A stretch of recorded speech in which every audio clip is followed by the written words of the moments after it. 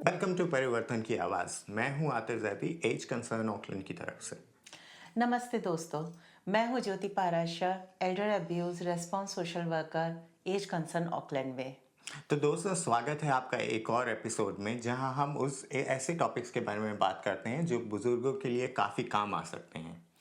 बिल्कुल सही, अभी तक के पिछले एपिसोड्स में आपने देखा होगा कि हमने बात करी थी एल्डर अब्यूज़ के बारे में कि बुज़ुर्गों के साथ दुर्व्यवहार जो होता है वो क्यों होता है, उसको किस तरीके से हमें पहचान सकते हैं और अगर हमको लगता है कि कहीं पर किसी बुज़ुर्ग के साथ में दुर्व्यवहार हो रहा है, तो उस स्थिति में क्या करना चाहिए। आज हम टॉपिक्स लेकर आए हैं प्रोटेक्टिव फैक्टर्स और केयरर स्ट्रेस के बारे में। ये प्रोटेक्टिव फैक्टर्स और केयरर स्ट्रेस क्या होता है और ये हमारी कम्युनिटी के साथ कैसे रिलेवेंट है, ये हमें जानना बहुत ज़रूरी है। तो ज्योति, जैसा कि आपने कहा कि हम बात करेंगे प्रोटेक्टिव फैक्टर्स की, तो सबसे पहले कॉन्वर्जेशन स्टार्ट करते हैं इस सवाल से कि प्रोटेक्टिव फैक्टर्स क्या हैं और ये किस तरीके से बुजुर्गों के काम आ सकते हैं।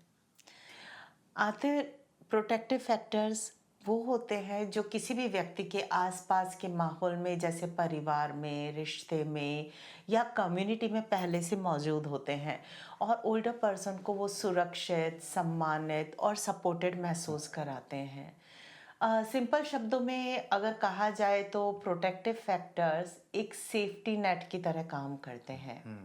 ये बुजुर्गों को अब्यूज़ या नेग्लेक्ट से बचाते हैं और उनको डिग्निटी के साथ जीने में मदद करते हैं। जैसे हम कह सकते हैं कि जैसे हम बोलते हैं, बिना बोले जो सहारा मिलता है, बस वही रोल प्रोटेक्टिव फैक्टर्स निभाते हैं। वो इंश्योर करते हैं कि जो हमारे बुजुर्ग हैं, वो एक दूसरे के साथ कनेक्टेड रहें और सेफ फील करें। आते जैसे अभी हमने ये जाना कि प्रोटेक्टिव फैक्टर्स हमारे आसपास, परिवार और अपनी कम्युनिटी में ऑलरेडी मौजूद होते हैं। लेकिन इसका कोई अगर एग्ज़ाम्पल आप शेयर करो कि हमारे परिवार में और कम्युनिटी में ये कैसे आप इनको पहचान सकते हो कि ये हमारे प्रोटेक्टिव फैक्टर्स हैं? तो ज्योति, बजाय हम काफ़ी डिटेल में जाएं कि क्या प्रोटेक्टिव फैक्टर्स हैं, कैसे हैं, सबसे आसान तरीका, जैसे कि आपने कहा, वो होगा एग्जाम्पल के थ्रू समझाना। तो साउथ एशियन कम्युनिटी में, या अगर आप बात करें इंडियन, श्रीलंका, पाकिस्तान, बांग्लादेश, ये सारे कंट्रीज़ के बारे में अगर बात करें, तो प्रोटेक्टिव फैक्टर्स ऑलरेडी हमारे अंदर इनग्रेन्ड हैं। ऑलरेडी हम हमेशा से जानते आए हैं प्रोटेक्टिव फैक्टर्स के बारे में। तो बुज़ुर्गों की रिस्पेक्ट करना, ये एक ऐसा प्रोटेक्टिव फैक्टर है जो हमारे कल्चर में ऑलरेडी एग्जिस्ट करता है। या कम्युनिटी के साथ जुड़े रहना, आप त्यौहार, जब आप इंडिया में थे या जब आप और कहीं पर हैं साउथ एशियन कंट्री में, तो काफ़ी मल्टीकल्चरल सोसाइटी है। तो आप होली भी मनाते हैं, आप दिवाली भी मनाते हैं, आप ईद भी, तो एक दूसरे से मिलजुल के रहना, एक दूसरे से बात करना, ये एक प्रोटेक्टिव फैक्टर है। कम्युनिटी को लेके काफ़ी प्रोटेक्टिव फैक्टर्स हैं हमारे कल्चर में, जैसे कि एक दूसरे के घर जाना, चाय पर एक दूसरे से बात करना।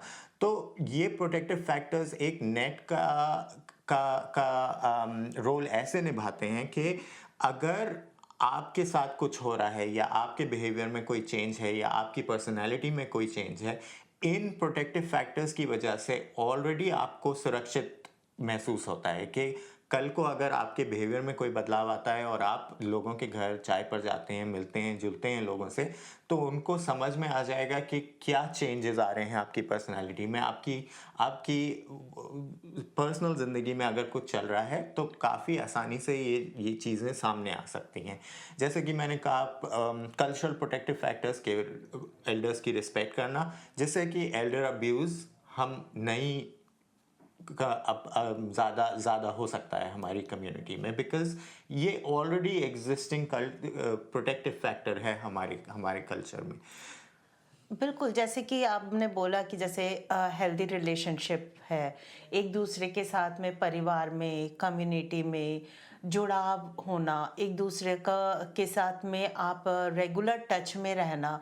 जिस तरह से हमारे मंदिर, मस्जिद, गुरुद्वारा है, वहाँ पे अगर आप रेगुलर जाते हैं और एक दूसरे के साथ में आप समय बिताते हैं, तो ये जो हेल्दी रिलेशनशिप और एक दूसरे से जुड़ाव है, बेसिकली अगर सिंपल शब्दों में कहा जाए, चाहे वो परिवार है या कम्युनिटी है या कहीं पर आप सोशल ग्रुप्स में जाते हैं, किटी में जाते हैं, तो ये प्रोटेक्टिव फैक्टर्स का काम करते हैं। हाँ जी।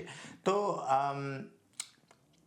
ये तो बात हो गई काफ़ी पॉजिटिव हमारी कम्युनिटी में जो जो एग्जिस्ट करते हैं प्रोटेक्टिव फैक्टर्स, बट अब बात करते हैं थोड़ा सा जो जो इतना पॉजिटिव नहीं है। तो जैसे हम अपने एल्डर्स का ख्याल रखते हैं, हम उनको एज अ केयरर हम अपना रोल निभाते हैं। तो ज्योति, केयरर स्ट्रेस क्या है और किस तरीके से हम उसको पहचान सकते हैं? आते केयरर स्ट्रेस, सबसे पहले तो हमें ये जानना चाहिए कि केयर गिवर कौन है। जैसे हमारे परिवार में बुजुर्ग हैं तो हमको ये चीज़ बचपन से सिखाई जाती है, बड़े बूढ़ों की इज्जत करना, उनकी देखभाल करना। तो एक एक्सपेक्टेशन है इस रिश्ते में। हमारे बुजुर्ग को भी ये एक्सपेक्टेशन है कि उनके बच्चे उनकी देखभाल करें, और दूसरी तरफ बच्चों को ये रहता है कि ये उनकी जिम्मेदारी है। तो वो केयर गिवर का काम करते हैं कि जहाँ पर बुजुर्ग को दवाई से रिलेटेड या उनको हाइजीन से रिलेटेड किसी भी तरह की अगर मदद चाहिए, तो उनको उम्मीद रहती है कि उनके बच्चे उनकी देखभाल करेंगे। इस उसमें बच्चे जब उनकी देखभाल कर रहे होते हैं, तो कई बार वो मेंटली और फिजिकली बहुत थकान महसूस करते हैं। उनको ये लगता है कि जो उनकी जिम्मेदारी है वो ढंग से नहीं निभा पा रहे, कहीं गिल्ट महसूस होता है या नींद नहीं आना। कई तरीके का उनको इस तरह से लगता है कि कुछ उनके ऊपर फिजिकली, मेंटली, इमोशनली एक दबाव है। तो वो एक स्ट्रेस है। तो ये केयरर स्ट्रेस जो है, ये जब हम किसी बड़े बुजुर्ग की घर में देखभाल कर रहे हैं, और जब ये अकेले कर रहे हैं, तो कई बार लगता है, ये हम ये सोचते हैं शुरू में कि मैनेजेबल होगा, पर करते-करते ऐसा महसूस होता है कुछ समय बाद कि आपके ऊपर बहुत ज़्यादा दबाव है। तो वो केयरर स्ट्रेस है। आखिर केयरर स्ट्रेस क्या है ये हमने जाना, लेकिन केयरर स्ट्रेस जो हमारे साउथ एशियन कम्युनिटीज़ में ये बहुत कॉमन है। तो इसको किस तरीके से हम पहचान सकते हैं कि अगर हम जल्दी से पहचान पाएँ कि हमें या परिवार में किसी को केयरर स्ट्रेस हो रहा है, तो उसको किस तरीके से पहचाना जाए, और पहचाने तो उसको क्या करना चाहिए उसके बाद में? तो ज्योति, साउथ एशियन कम्युनिटी में बहुत कॉमन है केयर स्ट्रेस, बिकॉज हमारे यहाँ क्या होता है कि लोगों को रोल दे दिए जाते हैं कि जैसे अगर आप डॉटर इन लॉ हैं तो आपको कुछ चीज़ें करनी ही करनी हैं। अब जैसे आपको बच्चों को भी देखना है, आपको अपने पति को भी देखना है, आपको सब कुछ करना होगा आपको और मैनेज करना होगा, और आप ये कह नहीं सकते कि आप स्ट्रेस्ड हैं। और कुछ लोगों को स्ट्रेस पता भी नहीं है कि क्या स्ट्रेस होती है, और सिर्फ डॉटर इन लॉ ही नहीं, जो अगर घर की आप बड़ी औरत हैं, आप अगर माँ हैं, आप अगर सास हैं, ये तो आपको अपने पति को भी देखना है, आपको खाना भी बनाना है, आपको सबकी देखभाल भी करनी है, तो काफ़ी स्ट्रेस होता है स्पेशली वुमेन के ऊपर हमारी साउथ एशियन कम्युनिटी में। और दूसरा जो बहुत ही इम्पोर्टेंट चीज़ है वो ये है कि जब आप हमारी हमारे इज्जत, हमारे ऑनर, हमारे फ़र्ज़ की वजह से अगर हमें स्ट्रेस होता भी है तो हम बताते नहीं हैं कि हम स्ट्रेस्ड हो रहे हैं। हम चुपचाप चीज़ें करते रहेंगे, हम साइलेंटली सहते रहेंगे कि अगर मैंने बोला इसके बारे में तो मुझे गिल्ट फील होगा, मैं अपना अपना रोल अच्छे से नहीं निभा रहा हूँ। तो ये काफ़ी इम्पोर्टेंट है हमारी कम्युनिटी में। तो ज्योति, अगर किसी केयरगिवर को स्ट्रेस हो रहा है तो उसके अर्ली साइंस क्या हैं? आखिर ये बहुत अच्छा क्वेश्चन करा है आपने। हमने अब ये जाना कि केयर गिवर कौन होते हैं और केयरर स्ट्रेस क्या होता है, लेकिन इसको पहचाना कैसे जाए? हम अगर कुछ भी करते हैं उसका हमारे ऊपर फिजिकली और मेंटली असर होता है। तो केयरर स्ट्रेस में हमारे ऊपर फिजिकली जिस तरीके से अगर हम किसी के बड़े बुजुर्ग के घर में सेवा कर रहे हैं, तो उसका हमारे ऊपर कैसे असर होता है, कैसे हम पहचाने? थकान, बहुत ज़्यादा आप थके फ़ील करना, आपको body pain, headache regular ongoing basis पे हेडेक होना, नींद नहीं आना, इसका असर इमोशनली भी होता है। चिड़चिड़ापन आ जाना, हेल्पलेस की फीलिंग आना कि हम कुछ मदद कर नहीं पा रहे हैं, सैडनेस, उदासी रहना, बिहेव इन सब चीज़ों का बिहेवियर पे असर होता है कि जैसे लोगों से मिलना जुलना बंद कर दिया, फैमिली में जो दूसरे घर के मेंबर्स हैं उनके ऊपर बिना बात के गुस्सा आना, अ, लोगों को घर में बुलाने में भी आपको परेशानी होती है कि घर में बुलाना भी आप अवॉइड करते हैं। जो हर इंसान की कोई ना कोई हॉबी या इंटरेस्ट होता है, तो अपनी हॉबीज़ अपने इंटरेस्ट को बिल्कुल इग्नोर करना, गिल्ट की फीलिंग आ जाना कि मैं इससे और बेटर कर सकता हूँ या कर सकती हूँ, जबकि ऑलरेडी आप बहुत कुछ कर रहे हैं।